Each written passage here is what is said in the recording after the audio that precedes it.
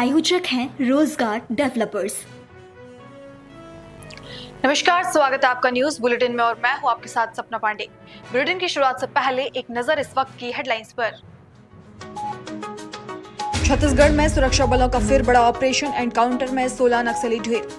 छत्तीसगढ़ के सुकमा जिले में सुरक्षा बलों और नक्सलियों के बीच आज सुबह से मुठभेड़ जारी। आज से बिहार दौरे पर रहेंगे अमित शाह, चुनावी रणनीति पर करेंगे चर्चा। म्यांमार में 4.2 की तीव्रता का एक और भूकंप आया। ट्रंप प्रशासन वॉइस ऑफ अमेरिका के स्टाफ को नहीं कर पाएगा फायर। इस वक्त की बड़ी खबर आपको बता दें, छत्तीसगढ़ में नक्सलियों के खिलाफ चला बड़ा ऑपरेशन। अभी भी नक्सलियों के साथ एनकाउंटर जारी। सुरक्षा बलों और नक्सलियों के बीच मुठभेड़। एनकाउंटर में 16 नक्सली मारे गए। मुठभेड़ में 2 जवान घायल। नक्सलियों के पास भारी मात्रा में हथियार जब्त।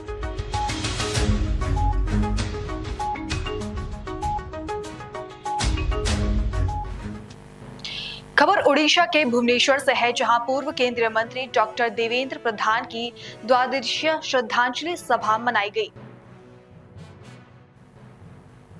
ओडिशा के मुख्यमंत्री मोहन चरण मांझी, कांग्रेस और बीजेपी के नेता, वरिष्ठ भाजपा नेताओं सहित कई गणमान्य व्यक्ति इस कार्यक्रम में सम्मिलित हुए।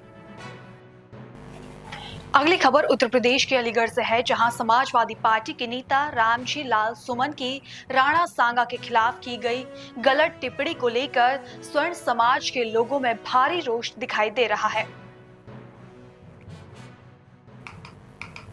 इसी को लेकर अकराबाद के ब्लॉक प्रमुख ठाकुर राहुल सिंह ने सपा नेताओं के खिलाफ अपना विरोध जताया।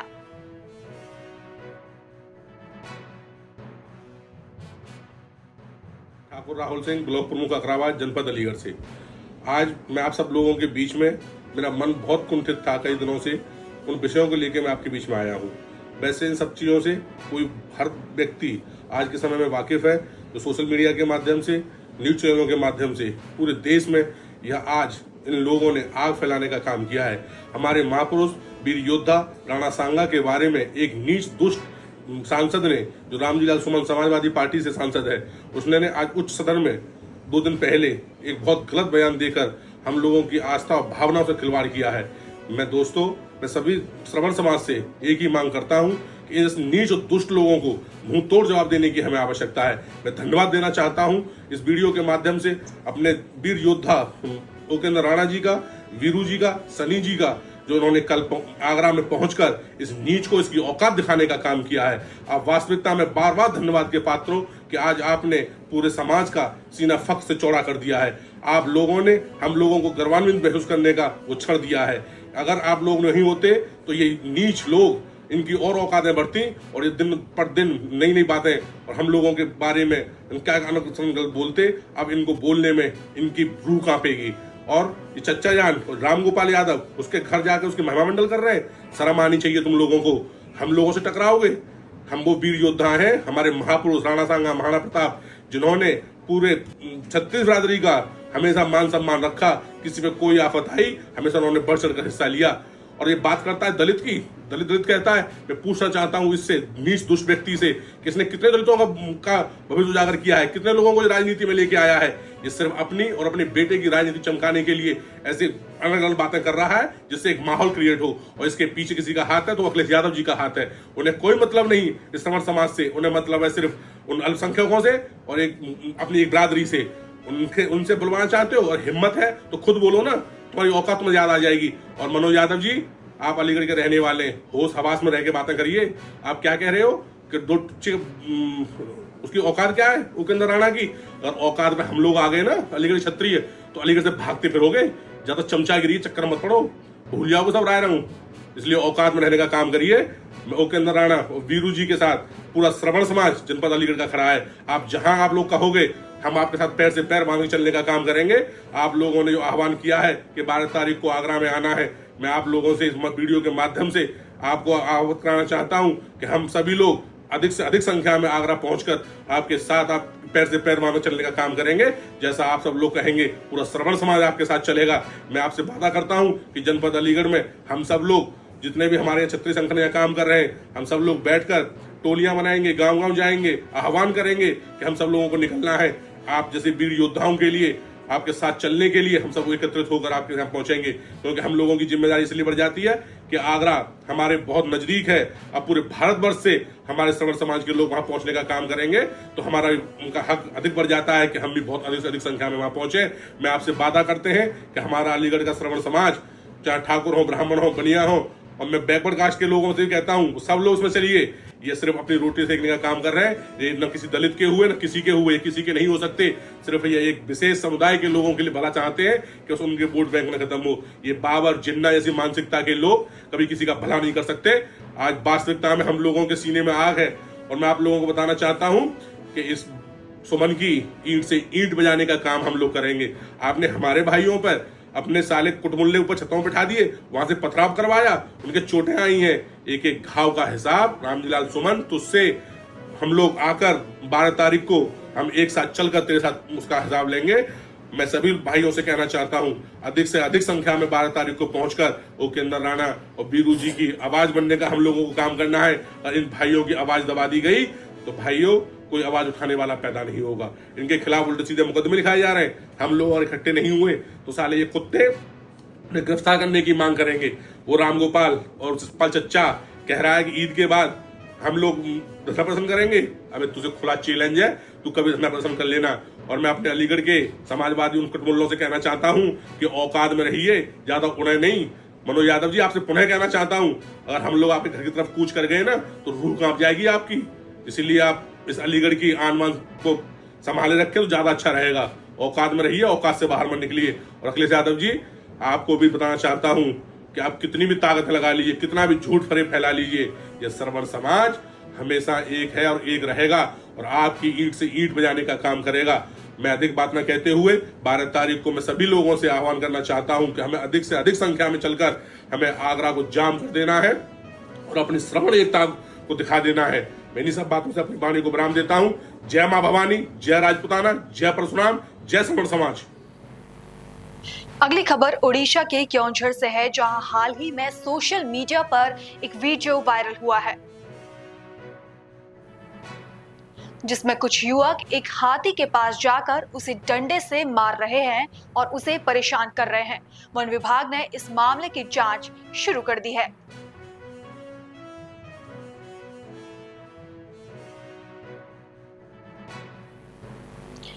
अगली खबर उत्तर प्रदेश के जनपद हापुड़ से है, जहां कड़ी सुरक्षा व्यवस्था के बीच शुक्रवार को अलविदा जुमे की नमाज अदा की गई।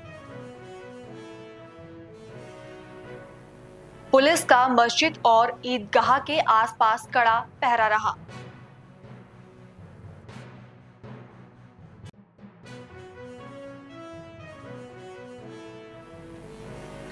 अगली खबर मध्य प्रदेश के सागर से है, जहां कलेक्टर के निर्देश और सहायक आयुक्त आबकारी कृति दुबे के मार्गदर्शन में सदलपुर टांडा थाना, खिमसाला और सिपुर खास टांडा थाना मालथौन पते पर विविध स्थानों पर दबिश देकर 22 लीटर हाथ भट्टी निर्मित कच्ची मदिरा और 650 किलो महुआ लहान बरामद किया गया।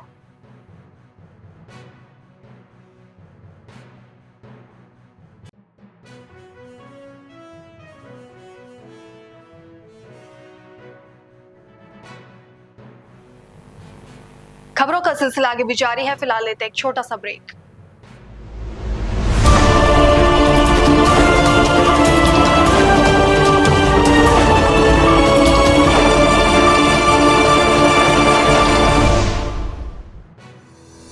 रोजगार डेवलपर्स, अ यूनिट ऑफ रोजगार डेवलपर्स एंड प्राइवेट लिमिटेड। घर वहीं जहां हो आपका भरोसा। पिछले 15 सालों से आपके सपनों का घर हमारी प्रतिबद्धता। रोजगार डेवलपर्स का पता है शिमला बाईपास रोड, गणेशपुर, देहरादून। रोजगार डेवलपर्स से संपर्क करने के लिए अभी डायल कीजिए 9897054026 पर या 8433207910 पर।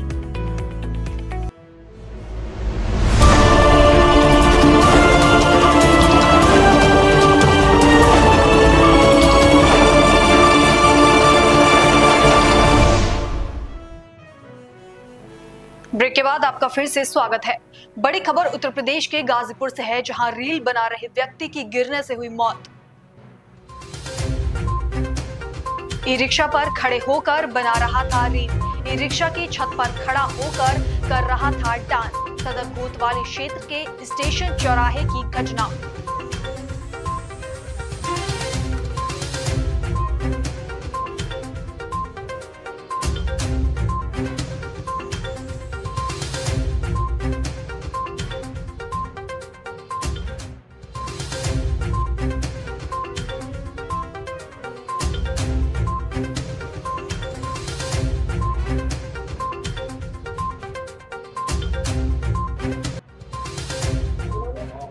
दुबे जी, आज एक घटना हुई है। जी। आपके पोस्टमार्टम कर्मचारी बताया जा रहा है, जी। क्या है मामला? हाँ, वो चंद्रशेखर रावत हैं, तुलसिया के पुल के रहने वाले। रात में दुर्घटना बस उनका एक्सीडेंट हुआ है, सर में चोट है, जिसकी वजह से उनकी मौत हो गई। यहाँ पे किस पद पर क्या काम करते हैं? यहाँ पे सफाई कर्मी चौकीदार के रूप में चीरने फाड़ने का डेड बॉडियों को वही काम करते थे। तो आज उनका पोस्टमार्टम जी जी जी जी। बहुतों का, हजारों लोगों का पोस्टमार्टम हाँ, कर रहे होंगे। सभी लोगों का उन्होंने किया, आज दुर्भाग्य कि आज उनका हो रहा है। जी। उस यहाँ पर एक कर्मचारी थे, उनकी कल मौत हो गई, कैसे क्या करना है? कल 10 साढ़े 10 बजे हमको सूचना मिली कि ये चंद्रशेखर रावत जी जो पोस्टमार्टम करते हैं पोस्टमार्टम हाउस पे, यहीं के कर्मचारी हैं आउटसोर्सिंग के, कि ये रील बनाने के चक्कर में रिक्शा से गिर गए हैं। हम लोग गए वहाँ पे, रिक्शा से इनको ले आए जिला अस्पताल। इमरजेंसी डॉक्टर ईमान सर द्वारा इनको ECG कराने के बाद मृतक घोषित कर दिया गया, जिनके डेड बॉडी को फिर मर्चरी में रखवा के परिजनों को सूचना दिया गया। फिर इनके लड़के, पतो, लड़की सभी लोग आए, उनको दिखा के मर्चरी में डेड बॉडी शिफ्ट कर, सुबह जाके पंचायतनामा भरवा के उनका पोस्टमार्टम का आगे की कार्रवाई की जा रही है, फिर दाह संस्कार कराया जाएगा। यहाँ पर उनका मुख्य काम क्या था, जैसे क्या करते थे? यहाँ साफ सफाई हेल्पर टाइप के थे, हेल्पर टाइप के। परिवार में और कौन कौन थे? हाँ, इनकी 2 शादी हुई थी, एक पहली वाली से एक लड़का एक लड़की, बहू, और पहली वाइफ से जो लड़का था उसके 4 बच्चे, और दूसरी वाली से एक लड़का जो दिल्ली रहता है। परिवार में और कोई कमाने वाला था? ना, लड़का जो लड़का है लेकिन वो रेगुलर काम नहीं करता है। हाँ, रेगुलर में ही काम करता है। ये कितने सालों से यहाँ काम कर रहा हमको लग रहा है कि कम से कम 13-14 साल से। अगली खबर उत्तर प्रदेश के अमेठी से है, जहां नवनिर्वाचित जिला अध्यक्ष सुधांशु शुक्ला को बधाई और शुभकामनाएं दी गई।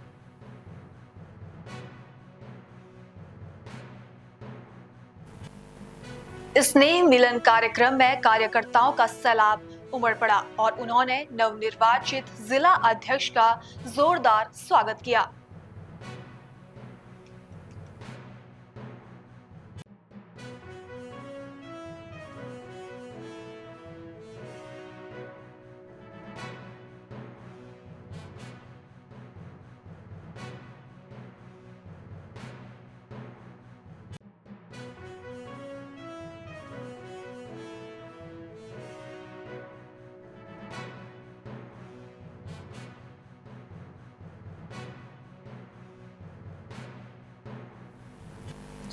बड़ी खबर उत्तर प्रदेश के लोनी से है, जहां विधायक नंदन किशोर गुर्जर ने जताई नाराजगी। प्रशासनिक अधिकारियों पर लगाया तानाशाही के आरोप। कहा प्रधानमंत्री से होगी इस विषय पर मुलाकात। 13 अप्रैल को करेंगे PM नरेंद्र मोदी से मुलाकात।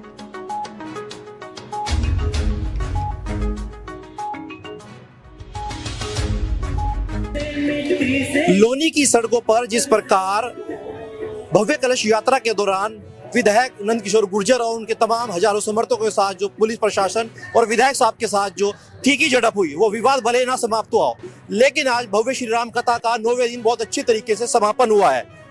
विधायक साहब, श्री राम कथा का तो समापन हो गया है, क्या वो विवाद भी समापन हुआ है? नहीं हुआ? नहीं, विवाद थोड़ी है तो दुष्टता है।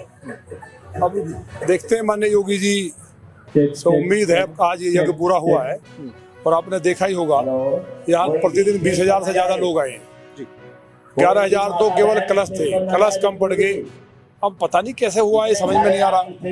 बसपा सपा की सरकार में नहीं हुआ, पिछले साल तक नहीं हुआ, और अधिकारियों ने जिस तरह लाठियां बरसाई है, जिस तरह से मतलब कलश तोड़ा है, मानस को खंडित करने का, हमारे कपड़े फटे, हमारे साथ बदतमीजी हुई, कई महिलाओं को चोट आई है, लाठी तक मारी। मतलब ये हमें समझ नहीं आ रहा अब तक भी कि किसने आदेश दिया है। योगी जी कोई जानकारी नहीं हुई है कि आप तक भी कि जिन भाई हमारा दोस्त क्या है, राम कथा करना, राम का नाम लेना क्या अपराध है? क्यों लाठी चला रहे हो? अनुमति भी ली हमने, जबकि अनुमति लेने की आवश्यकता नहीं है, परंपरागत है। पिछले 15 साल से हम निकाल रहे हैं, अनुमति भी ले ली। ये एक साजिश थी जिसमें यहाँ हमारा हत्या करनी थी और राम कथा को बंद करना था, और ये राक्षस सफल नहीं हुए। अब भगवान महादेव सबका इंसाफ करें। आपने 28 तारीख का ऐलान किया था कि 28 तारीख में उन लोगों पर कार्रवाई नहीं होगी तो कुछ एक बड़ी रणनीति होगी। वो तो गई आज पंचायत ने तय कर दिया, 24 से हमारा बोला जाता है। उन्होंने कह दिया 13 तारीख में लगभग 70-71 टीमें बनी हैं जो पूरे देश में जाएंगी। भारतवर्ष के लगभग 21 लाख लोग उसमें इकट्ठा होंगे। माननीय प्रधानमंत्री से समय मांगा है, उम्मीद है समय मिल जाएगा जिससे वो पूरी बात बताएंगे कि हम सब हमारे प्रधानमंत्री, हम प्रधानमंत्री जी के, तो प्रधानमंत्री जी के, और उन्होंने यहाँ भी कहा है, आज वो महासभा के लोग और सभी अलग अलग समाज के लोग मिले थे कि 13 तारीख में हम लोग प्रधानमंत्री जी के यहाँ 11 बजे पहुँचेंगे और वहाँ बैठेंगे, और जब उससे पहले समय हमें मिल जाएगा, मिलने का नहीं मिलेगा तो इंतजार करेंगे, बैठ के वहीं बैठेंगे, वहीं भट्टी चलाएंगे। ऐसा समाज ने बताया है, तो उसके ऐसे समाज तय करा वैसे ही होगा। आपने कई बार लाइव आकर तमाम ऐसे वीडियो में कहा है कि उस दिन कलश यात्रा को रोकने के लिए तमाम मौलानाओं को फोन किया गया कि आप भव्य कलश यात्रा पर पत्थरबाजी कीजिए, उसको रोकने का प्रयास कीजिए। क्या कुछ ऐसे आपके पास प्रमाण है? नहीं, प्रमाण तो मौला नहीं है बेचारे। वो आए, उन्होंने कहा जी लिख के दे दो कि यह यात्रा नहीं निकलेगी, दंगा हो जाएगा। उन्होंने कहा हम क्यों दें, ये तो हम हर साल होती है, और आप हम तो यहाँ विधायक हमको जीने नहीं देगा अगर हमने ऐसा लिख दिया। तो कहा तुम डरते हो तो एक काम करो, छत पे खड़े होकर पथराव कर देना, फिर हम लाठी चार्ज करके और सब यात्रा को तहस नहस कर देंगे और विधायक को मार देंगे। तो ये साजिश किसने की, क्योंकि ये तो बात अब अधिकारी जानते होंगे। लेकिन मेरा दोस्त क्या था कि राम राम लेना भी तो है, पाप हो गया है। राम राज्य स्थापित हुआ उत्तर प्रदेश में, भगवान श्री राम का मंदिर बना, लोगों में उत्साह था, क्योंकि लौनी भी शत्रुघ्न महाराज की राजधानी है, और इसलिए लोगों में आपने देख रहे हैं कितना उत्साह है। ऐसी राम कथा देखी आपने कहीं? इसमें मतलब हजारों, जिसका कोई सीमा ही नहीं है, समुद्र है जनता का। वो बहनें आशीर्वाद दे रही हैं। लेकिन अब हम लखनऊ जाएंगे, पहले हम भगवान श्री राम से मिलेंगे, पहले हम देवादिदेव महादेव से मिलेंगे जाके, और वहाँ से फिर भगवान राम से मिलेंगे, उनसे बात करेंगे, हनुमान जी से मिलेंगे कि ये कौन सा समय आ गया है कि हमारे अपने ही सरकार में हमारे कपड़े फाड़े गए, लाठियाँ हमारी बहनों पर मेरे फट जाए कपड़े, कोई बात नहीं। ये तो पूरे लोकतंत्र का चीरहरण हुआ है, पूरे सनातन के कपड़े फटे हैं, क्योंकि मानस को बचाने में कपड़े फटे हैं। अगर एक भी कुरान का एक पेज गिर जाता धरती पे तो आज ये अधिकारी जल गए होते, देश जल रहा होता। औरंगजेब जैसे राक्षस की चद्दर के लिए महाराष्ट्र सरकार का क्या हुआ? तो हिंदू सनातनियों को हमने अपील की है, पूरे देश से कॉल आई थी कि कुछ नहीं करना है, प्रधानमंत्री हमारे हैं, और हमने प्रधानमंत्री जी के नाम पे वोट दिया इस देश ने, यही आज समाज ने तय किया है वहाँ बैठ करके पूरे सनातन ने। और 13 तारीख का टाइम तय हुआ है, तो 13 में माननीय प्रधानमंत्री जी से मिलेंगे। हो सकता पहले बुला ले, और बुल करके जो उनका निर्णय होगा वो समाज मानता है, देश मानता प्रधानमंत्री जी को। आखिर कब तक इन परिधानों में आप रहेंगे? कुछ निर्णय लिया गया परिधानों के लिए? जब तक राम द्रोहियों का नाश नहीं हो जाता, कार्रवाई नहीं होती, और राम द्रोही जब तक सत्ता में बने रहेंगे तब तक हम लड़ते रहेंगे। जी, बहुत बहुत शुक्रिया हमने कीमती समय देने के लिए। तो ये थे लोनी से विधायक नंदकिशोर गुर्जर, जिन्होंने साफ तौर से कह दिया है कि तब तक इन विद्रोहों पर कार्रवाई नहीं होगी, तब तक इन्हीं परिधानों में रहेंगे और सत्ता से लड़ते रहेंगे। लोनी से पुरुषोत्तम सैनी, पल्स 24। धन्यवाद। खबर छत्तीसगढ़ से है, जहां रायपुर नगर निगम की महापौर मीनल चौबे ने आज 15,029 करोड़ 53 लाख रुपए का नगर निगम बजट पेश किया। बता दें कि यह उनका पहला बजट है जिसमें रायपुर वासियों को कई अहम सौगातें मिली है, जिसमें कई अहम मुद्दों को प्राथमिकता दी गई। ये हमारे लिए बहुत ही सौभाग्य की बात है कि 15 वर्षों के पश्चात भारतीय जनता पार्टी के रूप में मैंने अपना पहला बजट प्रस्तुत किया है।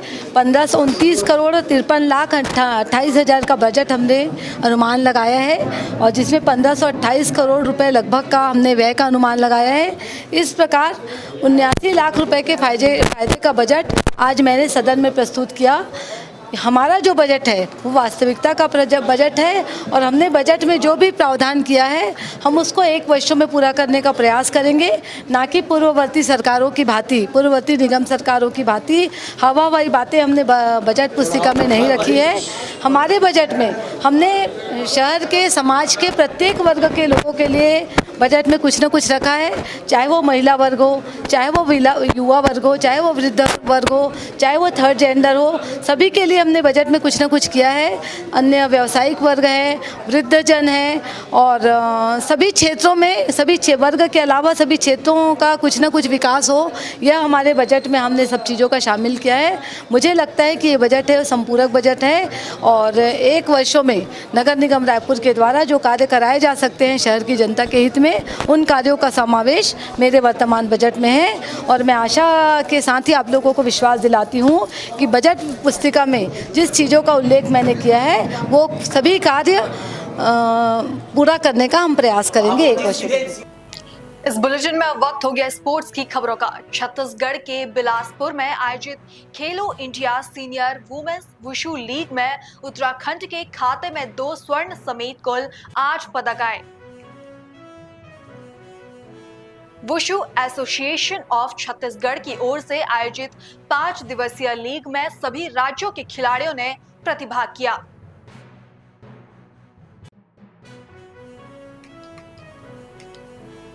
कल खेले गए आईपीएल मुकाबले में रॉयल चैलेंजर्स बेंगलुरु ने आखिरकार चेन्नई का किला ध्वस्त कर दिया। 17 साल बाद आरसीबी ने एमए चंदबर स्टेडियम में चेन्नई सुपर किंग को हरा दिया। पहले बल्लेबाजी करते हुए आरसीबी ने 7 विकेट पर 196 रन बनाए, जिसके जवाब में चेन्नई सुपर किंग 8 विकेट पर 146 रन ही बना सकी। पंजाब के गुरिंदर वीर सिंह देश के सबसे तेज एथलीट बन गए हैं। उन्होंने इंडियन ग्रैंड प्री 1 में 100 मीटर दौड़ में नया राष्ट्रीय कीर्तिमान रच डाला। जालंधर में गुरिंदर वीर ने 10 मिनट 20 सेकंड का समय निकालकर न सिर्फ स्वर्ण जीता बल्कि मणिकांत हैदराबाद में अक्टूबर 2023 में बनाए गए 10 मिनट 23 सेकंड के कीर्तिमान को 3 सेकंड के अंतर से पीछे छोड़ दिया। देश की नंबर 1 स्क्वैश खिलाड़ी 17 साल की अनहत सिंह ने इंडियन ओपन स्क्वैश टूर्नामेंट का खिताब जीत लिया। उन्होंने फाइनल में हांगकांग की हेलन तांगा को 11-9, 11-5, 11-8 से हराया। यह उनका लगातार 6वां और कुल 11वां खिताब है।